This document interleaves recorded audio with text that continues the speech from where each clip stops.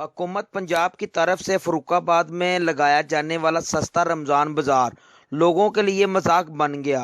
खाने पीने की अशियाए खुर्दोनोश का मेयार बेहतर ना होने और कम मिलने पर लोग परेशान नजर आ रहे हैं। लोगों ने वश न्यूज़ को बताया। खरीदने वास्ते समान आया, कोई इतने इंतजाम सही नहीं है, किसी किस्म का कोई पूछने वाला नहीं है, अपनी मन मर्जी कर रहे हैं, रेट कोई सही नहीं, इन्होंने जो दिल करता कर रहे हैं, दलील होके जा रहे हैं, कोई मतलब खजूर का पता कर रहे हैं वो नहीं मिल रही है, कोई चीज़ा नहीं मिल रही हैं। किस्म की नहीं सहूलत कि किसी किस्म की एक नहीं सहूलत हो गई। 50 रुपये टमाटर मिल रहे हैं तो 40 रुपये बाजारों मिल रहे हैं, 10 रुपये तो 20 रुपये दे रहे हैं किलो, या तक टमाटर नहीं दे रहा। लसन जो किलो मंगो तो 20 रुपये तो वध नहीं दे रहा। भिंडियां जड़ियां ने वो किलो मंगो तो अद्धा किलो मिलेगा।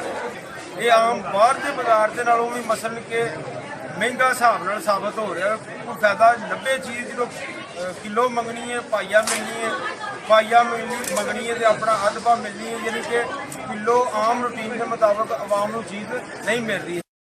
सस्ता आटा चीनी खरीदने के लिए रोजेदारों की लंबी लाइनों में घंटों इंतजार के बाद सिर्फ 1 किलो चीनी मिल रही है। लोगों ने हुकूमत से मुतालबा किया है कि रमज़ान बाजार में लोगों को रिलीफ दिया जाए। कैमरामैन राणा जुहेब के साथ राणा मोहम्मद अदरीस, वश न्यूज़, फर्रुखाबाद।